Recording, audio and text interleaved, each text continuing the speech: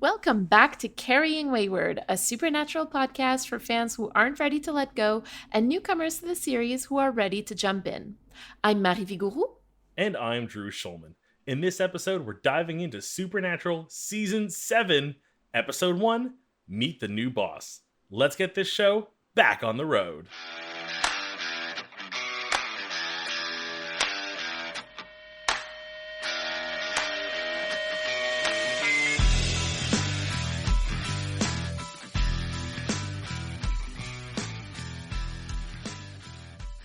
Before officially kicking off season 7, we want to remind everybody that Rochelle's Faith print is now available on our Etsy store.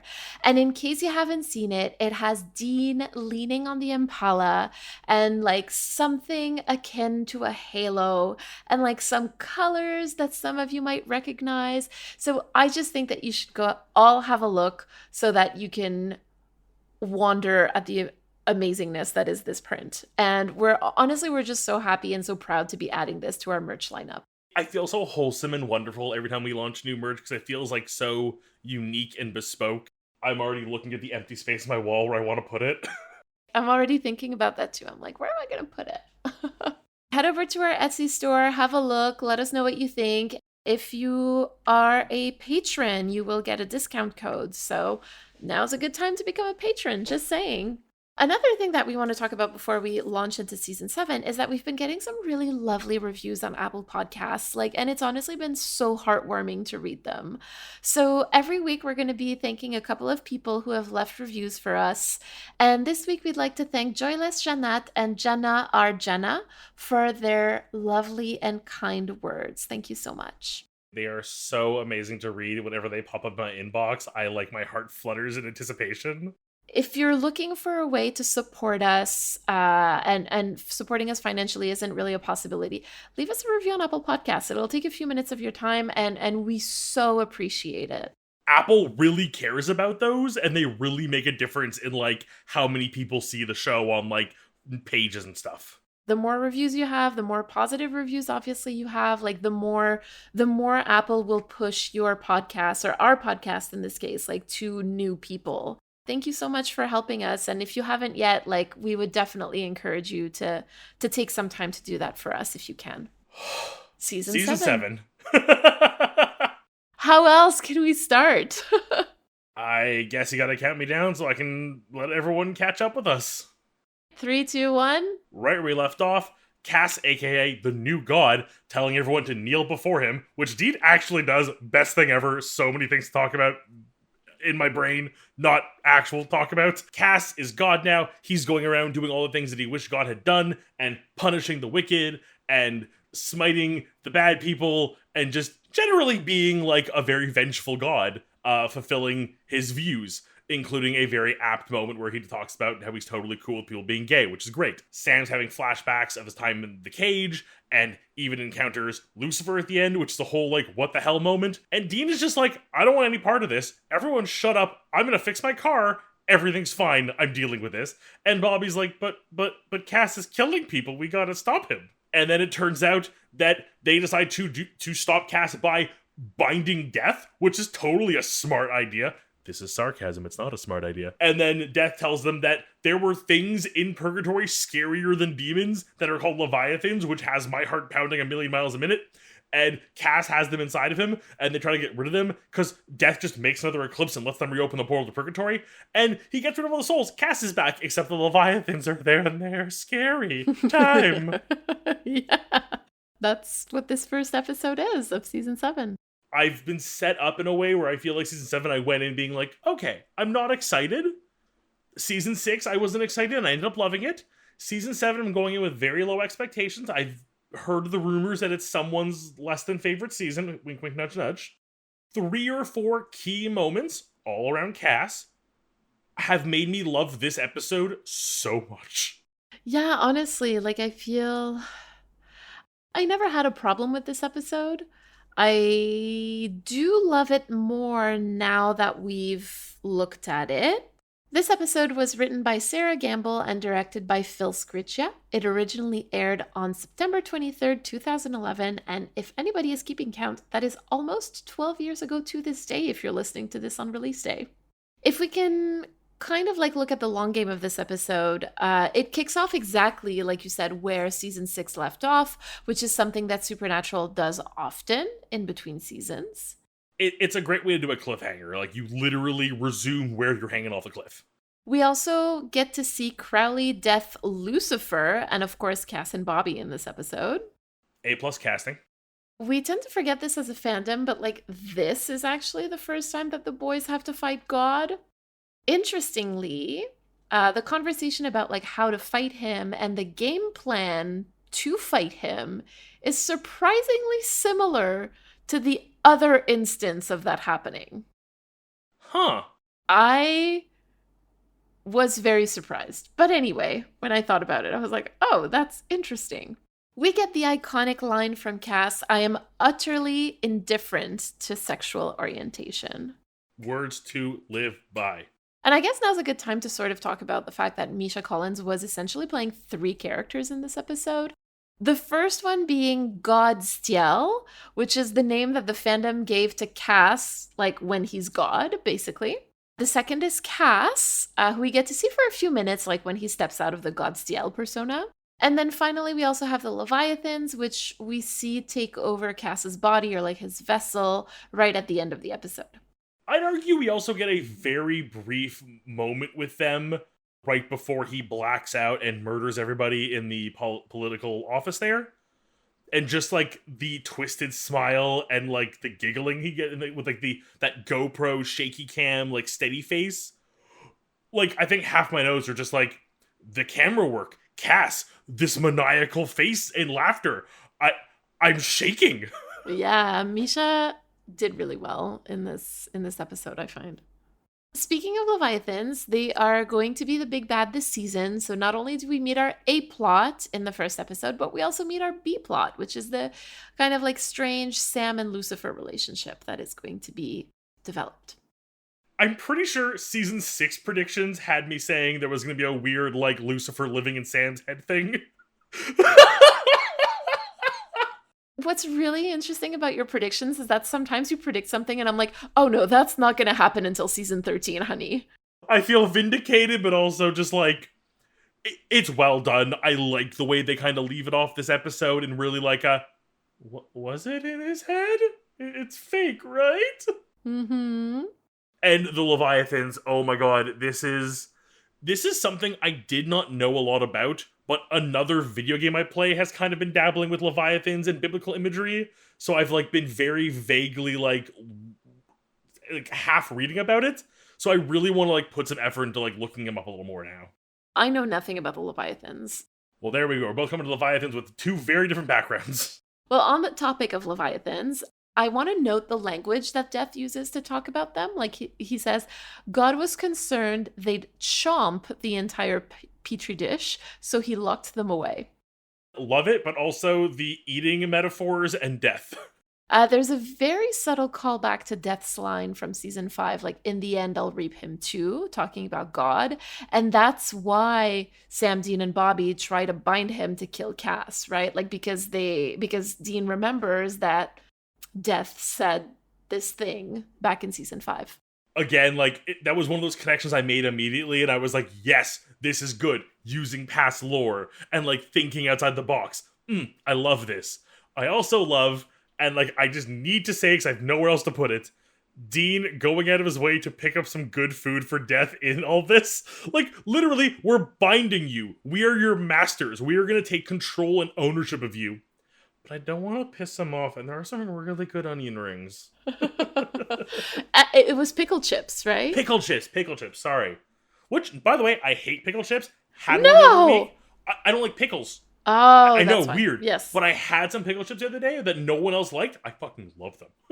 You know what's really funny is that I've only had pickle chips once in my life. I didn't know what they were until like earlier this year, actually. For my friend's birthday, we went down to Vermont for like the day, and and we went to this pub and they were serving pickle chips, and I was like, oh well, I mean, it's fried pickles, it can't be bad. Oh my god, I loved it so much, and now I'm like, I need to make them at home because they're so good. Just in passing, Crowley was hiding from Cass, so I'm kind of wondering how that changes your prediction that Crowley was in on the whole thing, like if it does at all. I could still argue that maybe Crowley was aware of the plan. Not aware, but like realized what was happening and like purposely let it happen because he sort of saw this as the better of two outcomes. Like even the way he kind of plays with Cass in that moment where he's like, "Oh, you're just here to smite me." Like not even like cowering or bargaining. Like he almost like he expected this a little bit. I don't know. I think I'm overreaching in that prediction. That might be me trying to cover my own butt. I think so too, but that's okay. That's totally fine. I agree. This was very much as Crowley getting the hell out of there and was equally as strict as Raphael was and is now just, and I kind of love just rolling with it. Just like, oh, you're the big bad. I can't stop you. So either I do what you say, boss, or I get dead. This is a demon who used to have a tailor, like before Lucifer's demons ate him. So I guess like it's a pretty big fall from grace right now at this point for Crowley. But this is the only way to climb back up? Like, or down. So finally, this is not the last time that Dean will say, Cass, hey, hey, with a cracking voice after Cass comes back to life. You know what? I don't think I needed that to be said because it seemed like something that was going to happen more than once, but good to know. And I need to bring up one thing because I have become very transfixed on this every season, and that is the different changes to the title card or title sequence. It's just the fact that we are in a season that is dealing with, and I'm assuming kind of ending a story about Cass and his becoming god or thinking he's the new god, while having an intro that is very black ink on white paper, like inkwells, pens, writers, authors, Chuck. I'm just saying, Chuck comes back this season. I don't know how, I don't know where. We are getting at least a Chuck moment this season. I will say that we've talked about black goo before. Oh, we have. Okay. So maybe it's less ink and more goo. Okay, something to think about. I'm okay with that. This week, our conversation is going to center around the theme of hubris, which, believe it or not, is a Greek word. So the meaning of it today is like excessive pride or self-confidence, and it's often used in reference to Greek tragedy, which is a tradition of storytelling where like a character is going to show excessive pride or defiance towards the gods, like leading to their inevitable downfall. And I think inevitable is really important here. So one example here is Icarus, whose father made him a set of wings in order to escape like the labyrinth. There's a lot more backstory to this, but like I'm just trying to make it like very, very short. So his father told him that he couldn't fly too close to the sea because that would mean the feathers would get wet and then he would fall into the water, but also not too high so that the sun wouldn't burn the feathers. And Icarus was like, yeah, no worries, no problem. But then once he started flying, he got really wrapped up with like the pride and the exhilaration of like being a human being who could fly. And he started flying closer and closer to the sun until the sun basically melted the wax that held the feathers together, and he fell to his death in the sea. This is literally where the expression flying or girl bossing, depending on what generation you are, like flying too close to the sun comes from. And this is how I'd like for us to think about hubris in our conversation, like as somebody who gets so wrapped up in their own power that they make self-destructive decisions, leading to their inevitable downfall. That is very, very apparent this week. I mean, this is a different retelling of the Icarus myth, this episode, and like this storyline for Cass, really. If we can start with Dean on the theme of hubris, I feel like this week for him, it's like he's more dealing with watching people he loves show hubris, and that's painful for him in all kinds of ways.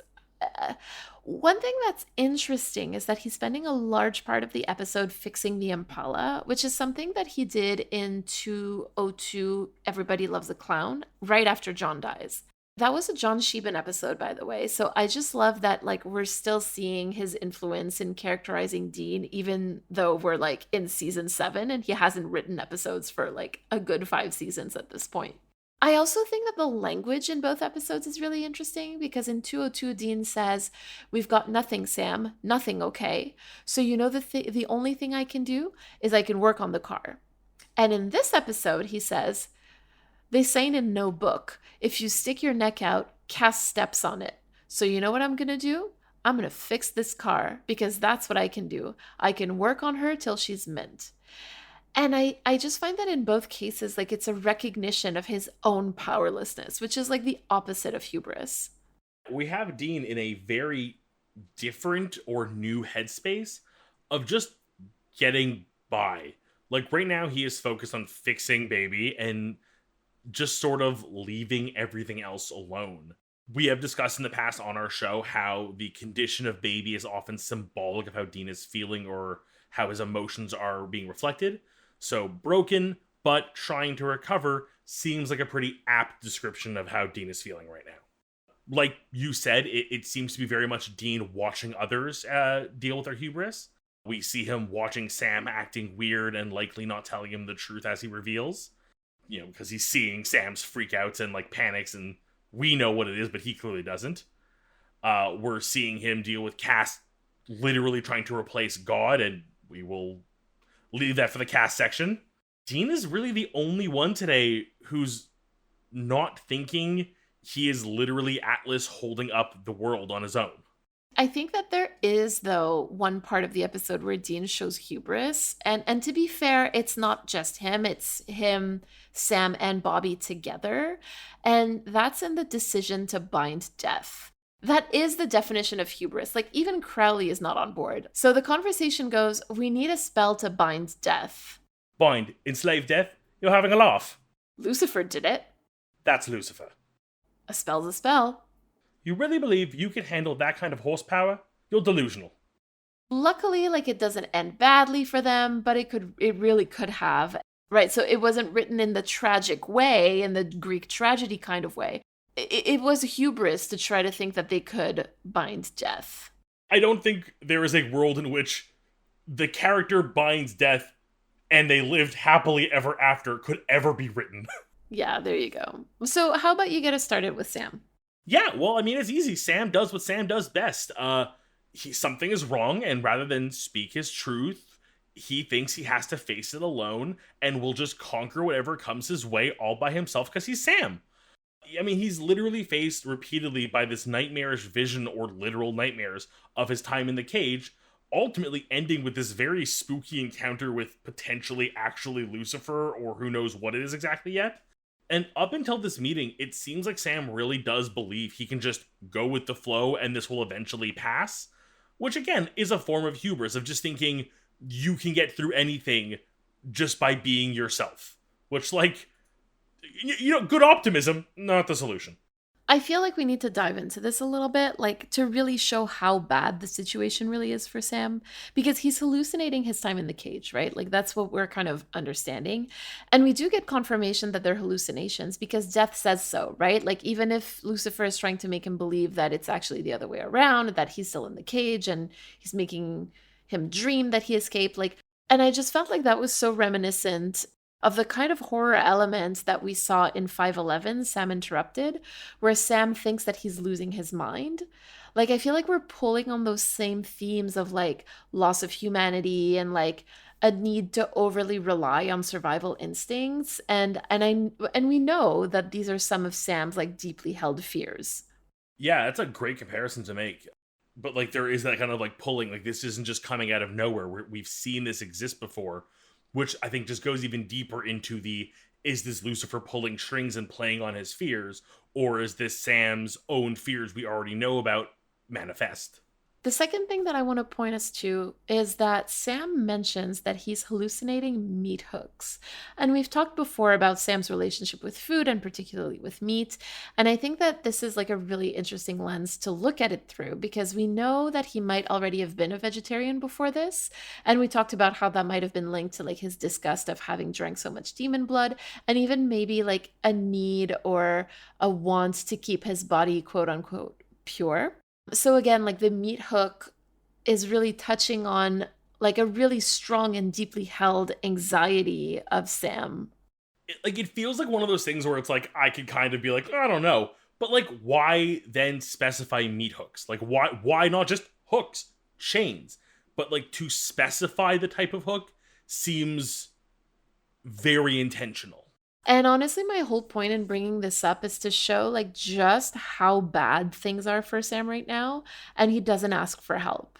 Like or at least he chooses not to when he realizes that Dean is also having a hard time. And I do want to link this to hubris because like what he's doing by not asking for help is essentially deciding that he can deal with this by himself. Like he doesn't need the help. He can just suck it up and deal with it, you know, like rub some dirt on it and man up. And again, I'm saying this because I think this is a way to think about how toxic masculinity requires men to show hubris sometimes.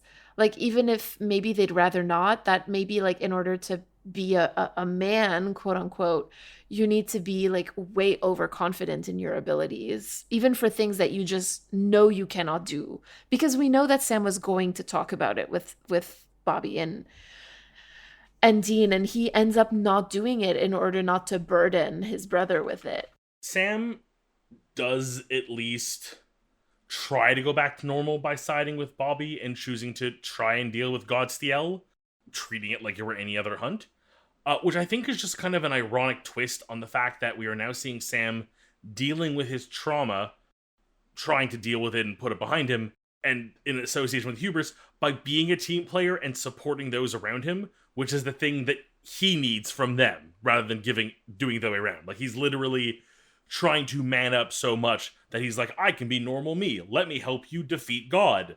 Versus the, let me be vulnerable for a moment and say, I need help. Yeah, I really love that actually. And obviously, I just want to mention, like, when we're saying man up here, we're saying it like in a way to acknowledge that it's a toxic masculine way of looking at things, not because we want Sam to quote unquote man up, like just to be extra clear with everybody.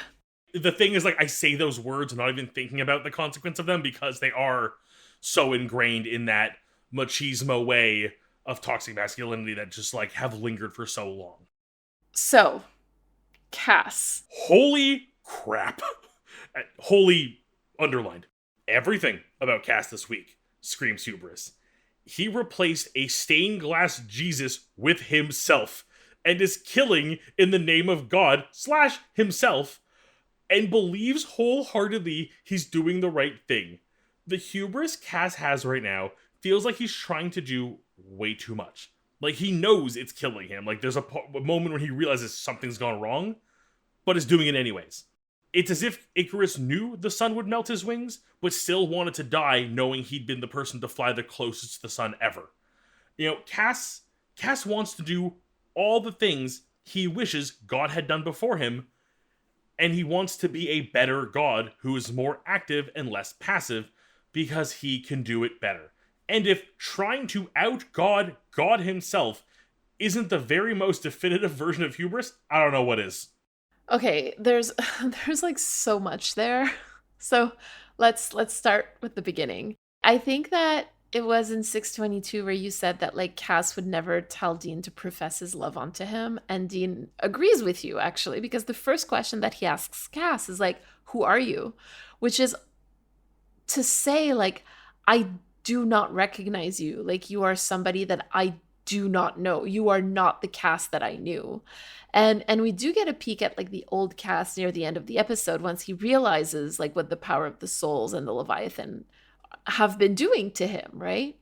It's clear. It's clean cut. It speaks to the theme we're trying to get to very clearly. Yeah, honestly, I think so too. And I think that it kind of like I had a lot of questions actually about this conversation that we had in 622, I think, about whether Cass's hubris was a direct result of the power of the purgatory souls or if it's something that he had in him before. And I think that we landed on like this is something that he had in him before that was like exacerbated by the souls that he took in. And I think that the story of Icarus is like really important here because that's exactly the kind of story that we're being told about Cass. Like Cass takes in the souls or puts on his wings. After being repeatedly warned of the dangers, he says, yes, yes, yes, don't worry. But the second that he's got the wings on and he starts flying, he immediately goes for the sun. I just think that it's really interesting also, like visually, the fact that he starts getting sores on his body. And I know that this is like the same sores that Nick got on his body in season 5 when his vessel couldn't handle Lucifer. But it's also really fitting for the Icarus story because it looks like burn marks, right? Like Cass is literally getting burnt by his hubris. Like we discussed in 622, I think we agree, yes, that there's a part of this existed in Cass before, this want to see change. And I think that has to do, again, part with the him becoming more human in past seasons, is the realizing things were not perfect, that God is fallible, his way is not the perfect way. And this is almost his rebellious way of being, well, if I were God, I would do things this way. There is a part of me that almost sees the first time he looks at himself in the mirror and sees his face after the man he gives sight to says what's wrong with you. And it's the realization of like, oh, I was wrong. I want to do all these things, but clearly I cannot. Maybe there's more complexity to this. But then goes, nope, in for a penny, in for a pound, let's go for the sun. I want to save the world. Exactly. At this point, like I don't think that he's thinking straight anymore about anything that's happening. He's just like he gets completely wrapped up in all that power and is just like it sort of feels like he has no control over himself anymore, you know? Like Apparently the demons have been evading me for the last month are supposedly holed up here, if that vampire I dealt with last night was to be trusted. Fuck, am I that desperate I'm trusting vampires now? And of course, it lied. I mean, to be fair, so did I when I told him I'd spare him in exchange for the information. Yeah, nothing here. This place is empty except for the occasional rat, some flooding, and... oh, that smell! Oh, the smell's enough to knock you out. Okay, I'm gonna try to check these rooms, just get through this quickly. God, I hate these abandoned factories. What was this, a skunk factory? Okay, I'm out. I exit. Just need some fresh air. Oh, God, that's so much better, the air. That's when I noticed the mess that had followed me out of the building. My boots and the end of my jeans were drenched in blood. I looked back and realized the building was not flooded. The entire thing was filled with a solid pool of blood and very tiny demon chunks. Any relief I felt regarding the demons being gone was very quickly swallowed up by the fear of whatever the fuck did this.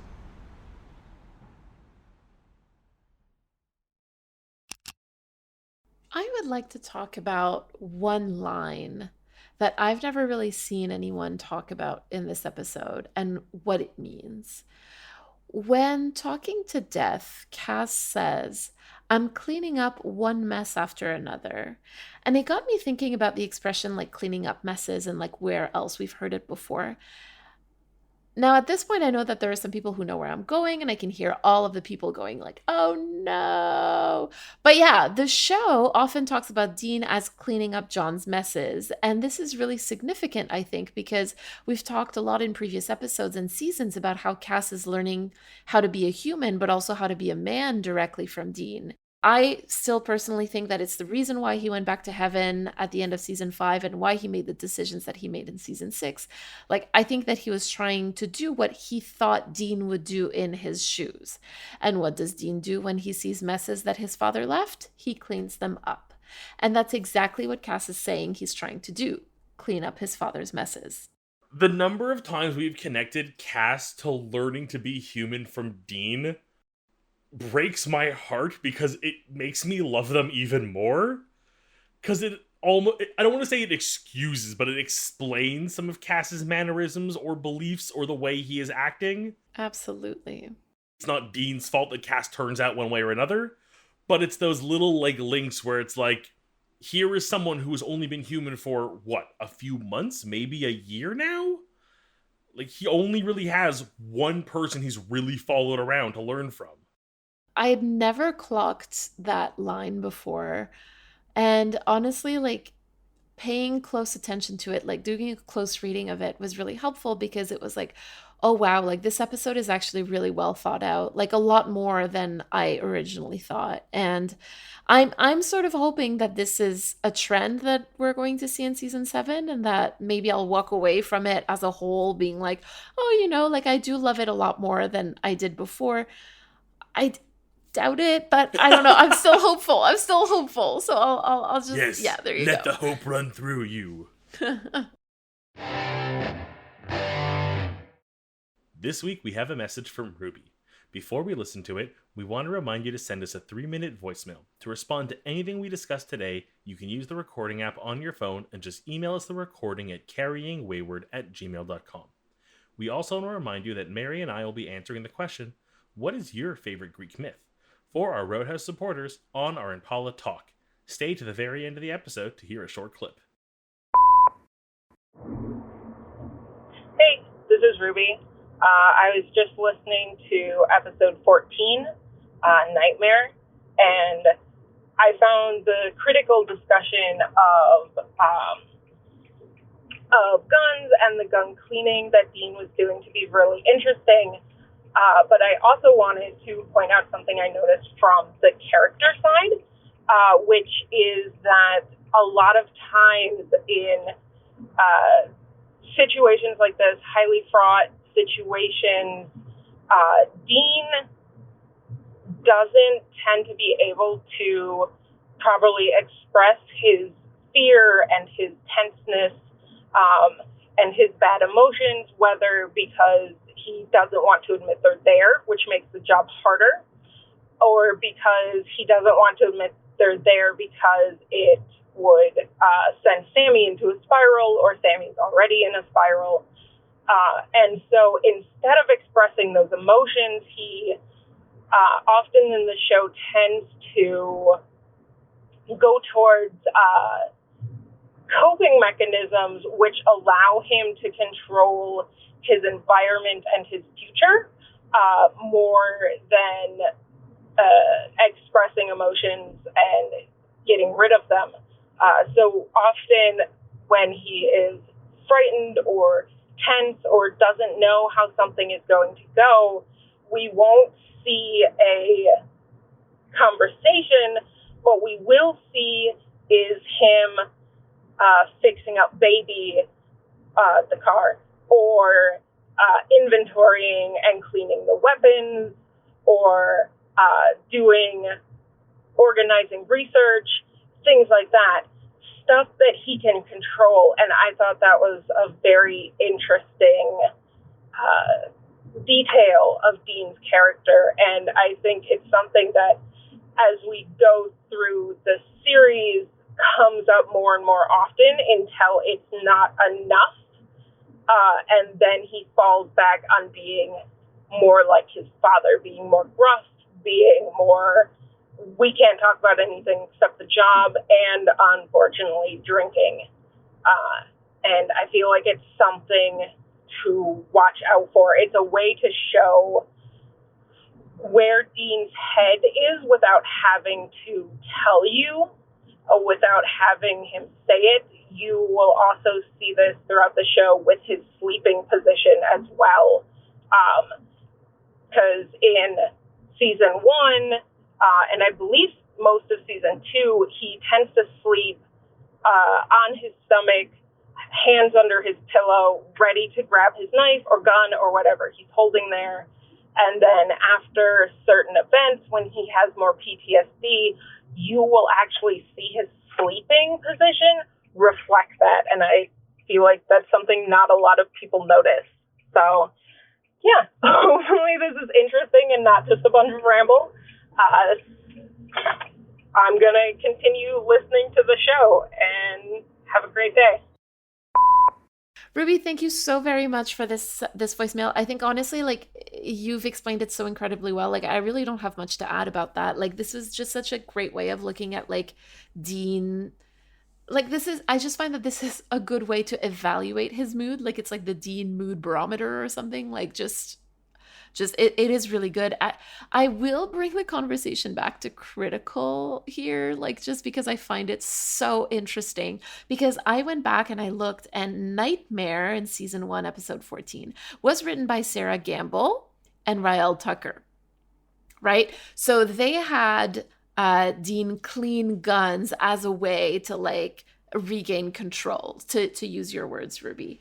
And now after that, in 202 Everybody Loves a Clown, John Sheehan had him remaking basically the car. And then now Sarah Gamble is also having him work on the car. So I just find it really interesting. And I think there's just something to be said about the fact that there are writers, showrunners, who are also adopting, like, the characterization of other writers, and in this case, like, a past writer, because it's going to, like, this is, I think, like, a really great example of how the writer's room is, like, in and of itself, like, there's a conversation happening, and not only within the writer's room, but also, like, over different seasons. So, like, people are going back, like, there is a back and forth about, like, these characters' characterization that I find truly fascinating. So thank you for pointing us to that, especially on this episode.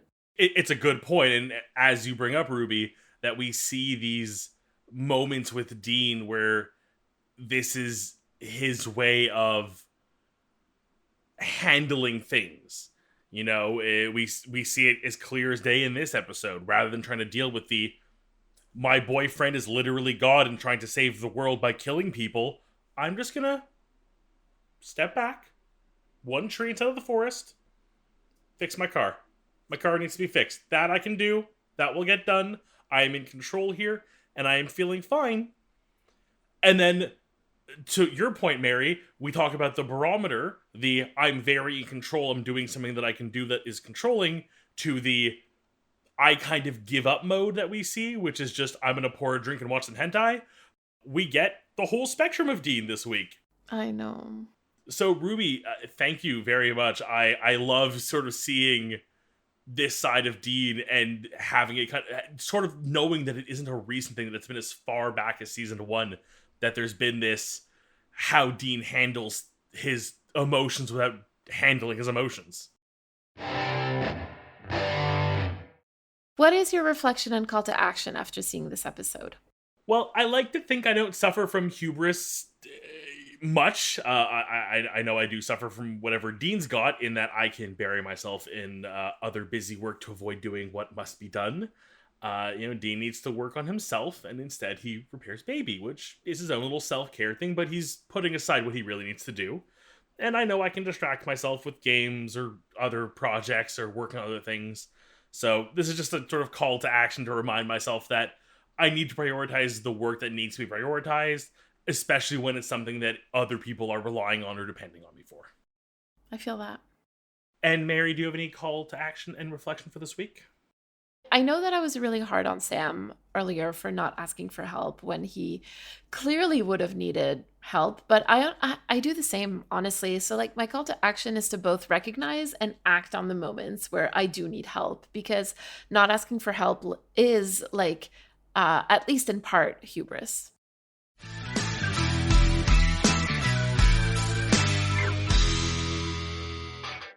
You've been listening to Carrying Wayward, a supernatural podcast produced by Rochelle Castellano, hosted by Mary Vigouroux, and myself, Drew Schulman. Thank you to everyone supporting us on Ko-fi or Patreon, and an extra thank you to our bunker supporters, Katira, L, Jeremiah Thomas, and Simone. This week, we'd like to thank Ruby for its message. You can go to carryingwayward.com for the links to our merch store and all of our socials. If you'd like to support us, you can become a patron or a Ko-fi subscriber. You can also leave us a rating on Spotify and a review on Apple Podcasts. Carry on, our wayward friends.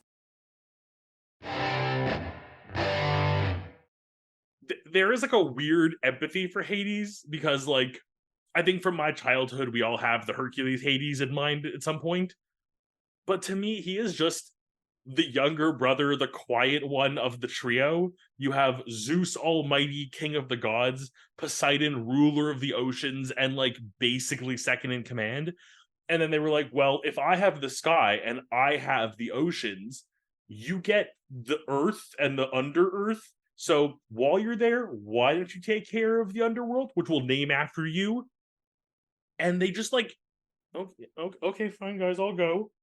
Um, and then when they realize, wait, all the jewels and pretty stuff is in the underworld, and Hades is like, oh, all of these amazing jewels and gold, that's all mine? Oh, okay, I'll be happy here.